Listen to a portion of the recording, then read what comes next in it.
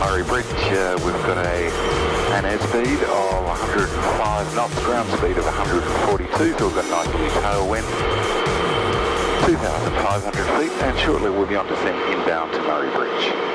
Hi, I'm Steve from Steve's How To in 5, and today this is episode 2 in our 10-part series on flying, and today's episode is doing your daily inspection. Now, whether you're someone that's just getting into flying, or you may just enjoy flying and want to know what pilots get up to before they go for a fly, or you may even be a seasoned pilot who thinks, well, I'll just have a look at how this guy does his daily inspection.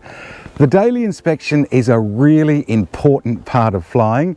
I see so many pilots shortcut this process, and look, I get that, because sometimes the air is perfect, or there's a group of you may be flying away to somewhere for a barbecue or a cup of coffee at someone's place. But it's a really important part of flying, and it only takes, well, on this particular aircraft, it only takes 10 minutes. Now, daily inspections are specific to certain types of aircraft. You will have a different process that you use, and that's fair enough, but it's a really important thing. The last thing you want to do is have something that could have been avoided and you may have picked up in your daily inspection. You need to land in a field or a paddock somewhere. You need to go and get the aircraft, and you need transport. You need people to take the wings off, like this. I put this picture in grey because it's a very grey day if this happens. And that's the last thing you want to end up doing. So a quick 10 minutes daily inspection. It's not your full maintenance program. So it's not like your 100-hour maintenance or your 50-hour maintenance on your aircraft. This is what you do when you pull it out of the hangar in the morning and you're about to go for a flight for the day. So let's get into it. Should take about 10 minutes or maybe a bit longer because we're explaining what we're doing along the track. But let's hop into it. Very first thing I'll do is get out the logbook, and here it is here. Oh, well, it's not actually my logbook, but it's a picture of a logbook, and that is number 1. The reason I point out the aircraft logbook, it's not so bad for me. I'm an owner operator, and I remember what I've written in the logbook the previous flight, which for me happens to be yesterday. But if you're part of maybe a syndicate ownership, so there could be a group of you that own an aircraft and you were not the previous pilot that flew the plane, or you go and hire and fly, which means you go to your local club and you hire an aircraft, it's important to have a look at the logbook just to see if there were any. In my case, it's the aircraft maintenance logbook, as we showed in that picture, but there might be an aircraft logbook, to have a look in there to see if there was anything that was noted by the previous pilot. And look, if it was something serious, the aircraft would be taken offline, of course. But if it were just a minor thing and the previous pilot had noticed that when he applied the brakes, or she applied the brakes, the aircraft was pulling to the side, or maybe at a certain rev range, it had a vibration. So always have a look at the logbook or the previous pilot that flew it and just check for the notes that could be in there. Now, the reason we move into the aircraft as the very second stage, or my second stage of what I do, is to check the mag switches are off, which they are. 1, 2 are off, and the master switch is off. Now, I might just point out, if you're new to flying, if you're in Australia and maybe the UK, I'm not sure, maybe you could leave a comment in the comments section below, but in aircraft, down is off and up is on, as you may be able to read there on the panel. And the reason I point that out is that normal household light switches and power points, your wall power points in Australia, it's the other way around. Down is on and up is off, but in aircraft it's the other way. So I know in the States it's this way. So down is off and up is on, so that's all good. We're going to be under the cowl in a minute, having a look at the motor and turning the prop. So the last thing we want is for the engine to fire. I have exhaust covers, so pop that off, and there's nothing special about that. It's a tennis ball with a hole cut in it and a little bit of red flag. Nice big red flags on everything, so you can't accidentally leave them on. So I'll take off them. When I take off is the pitot, or the inlet for the airspeed indicator. So that's basically the air comes into here, it goes down to your ASI. There's another abbreviation, it's airspeed indicator. I'll take that one off. Up on the static vent, which on a Jabiru is up here, and I'll just have a quick little inspection. That all looks good, and the little hole is clear. That's for your pressure balance, so that's all good. Next thing I do is just have a walk along. Now, basically this is a visual inspection. So walk along, just have a feel, have a look at the leading edge, and that is absolutely perfect. There's no chips or nothing too dramatic. And of course you have your struts. The struts on this one are riveted into the fittings that hold them to the actual spar of the aircraft, and we just want to have a look and check that there's nothing loose there and everything looks good. When you've got hard rivets into aluminium, if you're starting to get some movement here, you'll see a slight shadow, and it's the aluminium behind it. You'll see a slight shadow, and you don't want to see that because that means there's movement in the mount, but that all looks beautiful. This aircraft is fitted with a stall warning, so now there's a little bit of mesh across in front of there. We just want to check that there's nothing blocking that, which that's all nice and clear. And unlike what you would think, being on the leading edge, you'd think it would be a pressure operated from air pressure, but it's actually the other way around. It's a vacuum. As this wing reaches an attitude like so, just before you stall, this one is set at 7 knots before you stall, 5 to 7 knots before you stall, it actually gets like this. The air starts to eddy behind it, and it creates a slight vacuum along the top of the leading edge of the wing, and therefore that will then set off a little siren within the little speaker, whatever it's called, a little trumpet it is actually, within the aircraft. So that will work on a vacuum. So we want to just give that a quick check and see that that works. I've opened the door so you can hear this, but it's at this stage that you get really friendly with your aircraft, and just hopefully you could hear that, just to check that that's free and clear. Now, not all aircraft will have this. They have all sorts of different types, but on this particular one, that's how it works.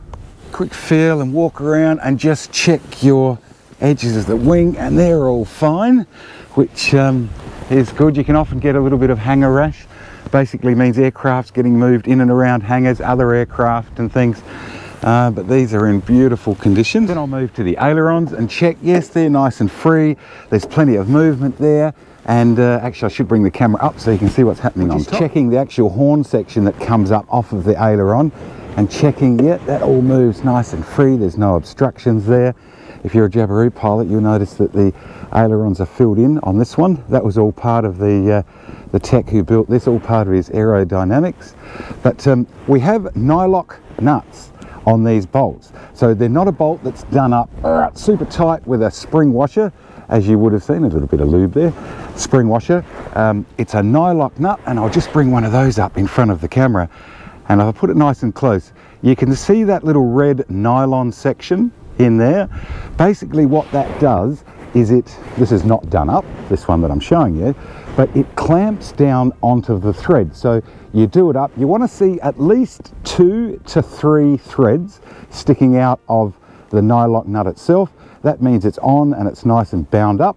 So that's good and moving nice and free. Now we need to have a look underneath. This aircraft has an inspection port, so we'll look at that. This wing is fitted with transparent inspection ports. So you want to have a good torch. All right, so I always run my torch in my pocket, just a little pocket torch. Turn it on and we can look up at the actual mount of the cable itself. Well, it's moving a bit in the wind. But once again, I move that aileron and just check that the mount itself is all nice and secure. Yes, it is. We can see the nylock nuts have about 2 threads sticking out of them. So that's good. If you don't have a clear inspection port, another aircraft has these sliders, and they're just that, slider inspection ports, and they basically just slide sideways, pop them off. It takes you 10 seconds and it's off, and you can get in and have a quick look at the mounts.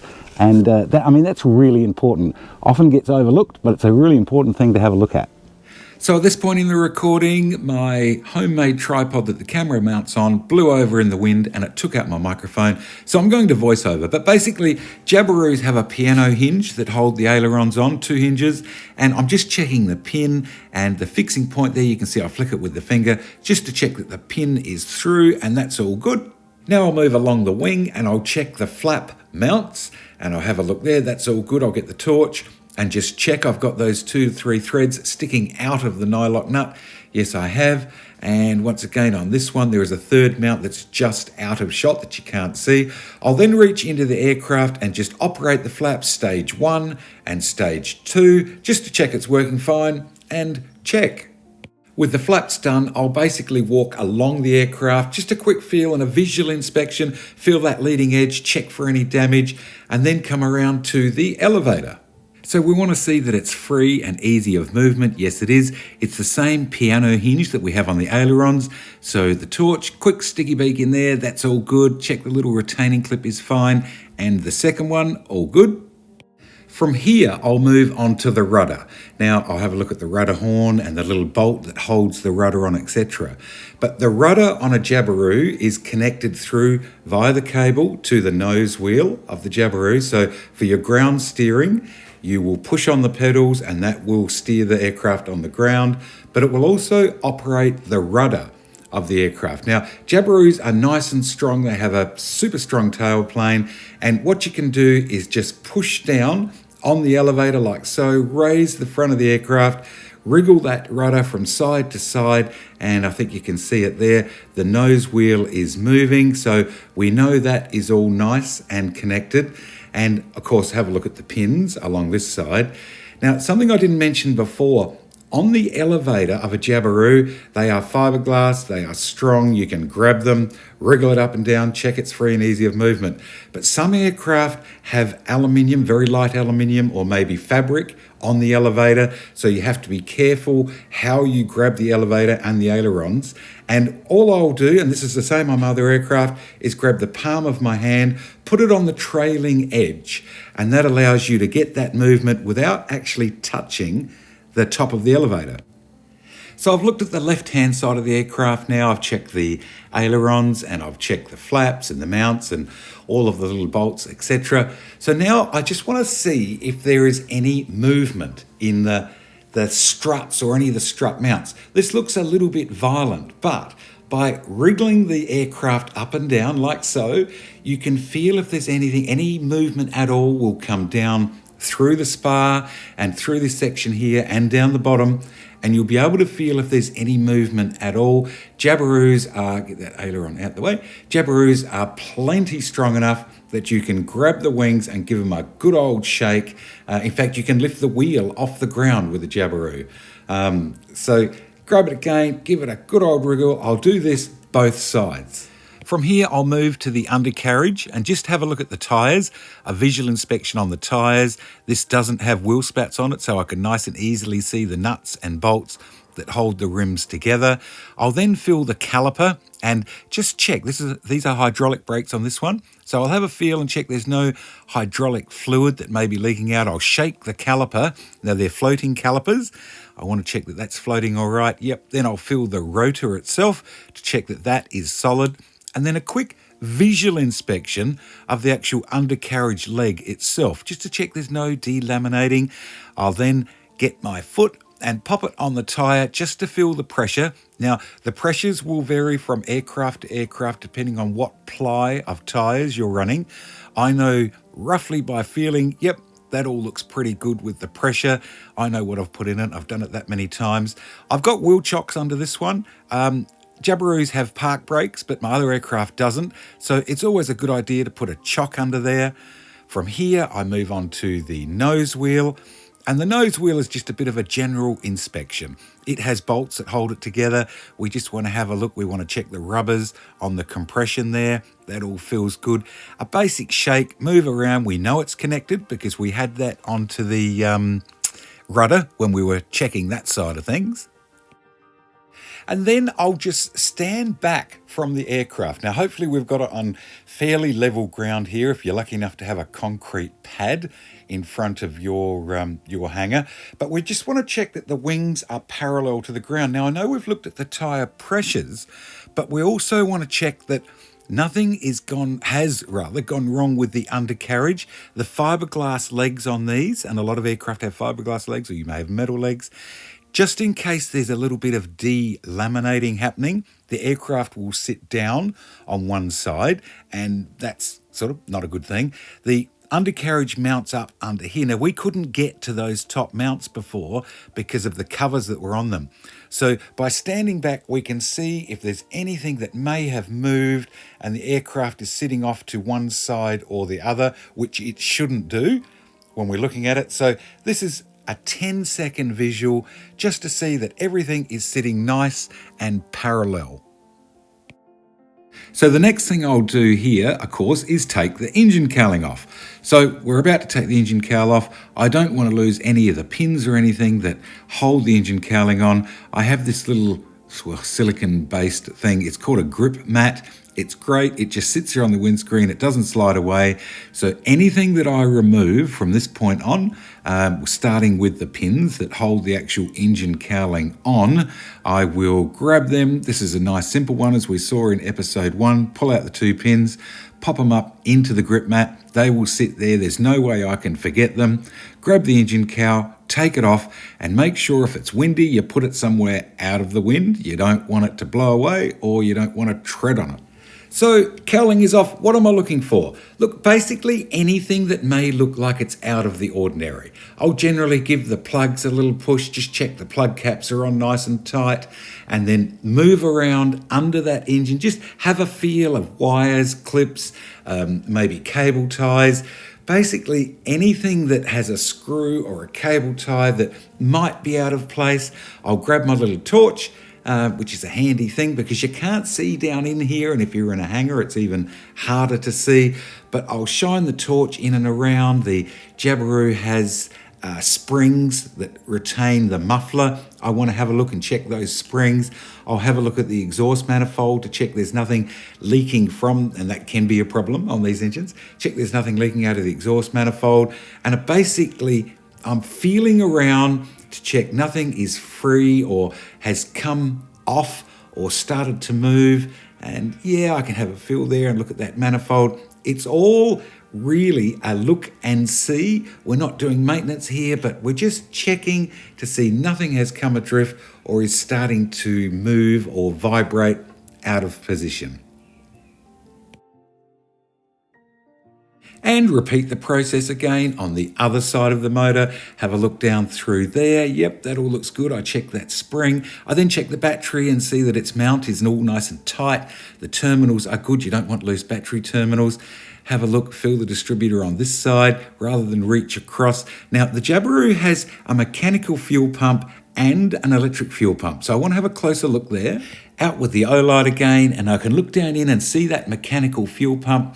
I want to check that there's no fuel leaking out of it, or maybe oil that could be running. It's on the side of the motor, and just have a decent look. And yes, nothing is leaking, so that's all good. I try and keep the motor as clean as I possibly can. It makes it so much easier to see if you do have a potential leak. I'll also look down and just check the front mechanism for the steering on the nose wheel, and I can see that. You're probably a bit hard to see from here, but that little nylock nut is all nice and secure on the front, and that all seems to pass the test. This all takes only a few seconds to do.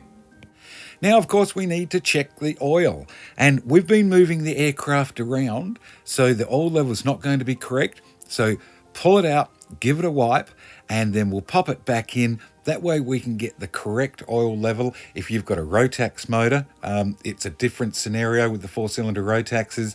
You need to burp the motors. We won't get into that. That's a different type of oil checking function, but that all looks okay. Yep, plenty of oil in there. What are we going to do with the dipstick? The last thing we want to do is forget the dipstick or accidentally put it down somewhere. So I'll grab the dipstick, I'll put it up into the grip mat sitting on the windscreen. There's no way we can possibly forget it. We'll go away, get the oil, put the new oil in, and then come back and we'll put the dipstick back in. We know it's there. Something that does happen is people will pull out their dipsticks, and I mean, there's a nice ledge there. They'll grab the dipstick and leave the dipstick sitting on top of the motor here, and it is so easy to forget. Oil is done.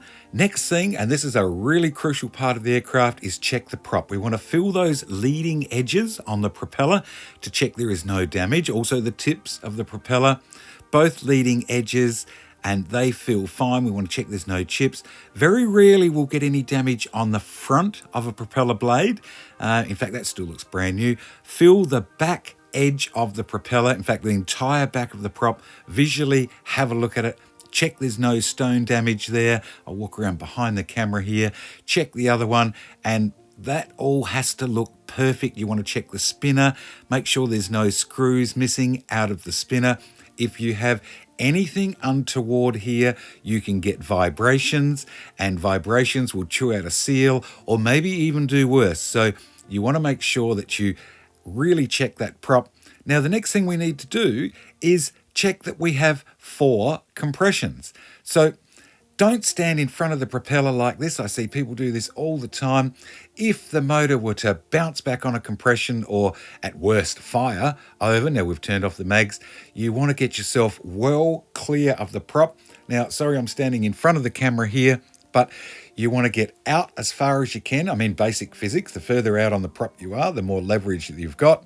And we want to pull the prop through, as it's called. We have 4 cylinders. 1, and grab it again, out nice and wide. 2, 3, and 4. So what we've done, we've stood in front of the prop, we've got the park brake on, there's wheel chocks under. If it were to fire, it's not going to move forward, and we have stayed well clear of the prop. Now, when I give the prop a shake here, once upon a time I was doing a DI on my aircraft and a friend flew in, and while I was walking around the aircraft, he grabbed the prop and he gave it a rattle like this, and he gave it a move, and he said, "Oh, I can feel some clunking there." And what had happened is the flywheel bolts on the back of the motor had started to come loose, and that was picked up through doing the DI. We then pulled it apart, found the problem, solved it. But this is something that was picked up on a daily inspection. So we're almost done. We've put in the appropriate amount of fuel for today's flight, plus a bit of reserve. We need to test that fuel. Now, we have this little fuel tester and a spring-loaded valve on the bottom of the aircraft, whether it be, in this case, in the fuselage, maybe on some aircraft, it's in the wings. We want to get that fuel sample. We want to check the little valve is not leaking after we take our sample, which it's not. So what are we looking for in the fuel? Now, you remember we shook the aircraft around before? All aircraft fuel tanks have a collector in the bottom. So if there are any contaminants in the fuel that we put in, or moisture, and moisture is the thing we don't want to see, we may have filled it up at a Bowser or fuel cans and there was water in that fuel. I'll tip a little bit of water into this sample so you can see what it looks like. If we did have water in there, we definitely need to drain the tanks. We're looking for the right colour in the fuel, and that's the right colour for the type of fuel that I'm using. There's no sediment there. If we tip some water in, and you can have a look, fuel is lighter than water, so it will float on top. That's something that you don't want to see. If you do see that, you need to drain the tanks. So we've done the outside of the aircraft, we've done under the engine cowling, we've checked the tyres, we've put fuel in. Last thing I'll do is pop the throttle lock off. I run a throttle lock on this aircraft. I want to check that the throttle itself is free and easy of movement and the clutches are working. It's not going to just apply throttle, and we're pretty well done. Well, that about covers the way I do my daily inspection. Once again, I'll apologise about the audio. The microphone got taken out and I've had to voice this over. But I think we've got there in the long run. And look, if you're a learning pilot, your instructor will teach you how they want you to do the daily inspection. You may already be a pilot and you want to see how someone else does it, which is what I've done here today. Or you may just be interested in flying and wanted to have a look. I'm going for a 2-hour flight today, so this aircraft burns between about 13 and 15 litres of fuel per hour. I'll put in the 30 litres required for that. I'll run an additional 15 litres. I think the legal requirement is half an hour. I like to run an extra hour of fuel in case I divert or hit some headwinds. But don't skip on your daily inspection. It's a really important thing. If you're carrying a passenger, you're responsible for their safety. And I know it's easy to do, to skip over for whatever reason, but it'll take 10 minutes out of your day. If you like the video, please hit the like button for me and don't forget to subscribe. And in the next episode, we'll be having a look at the instruments and just what they do and their function. Ralph is floating around here somewhere, I'm not sure where. After that, we'll finally get to do some flying. But look, until next time, cheers.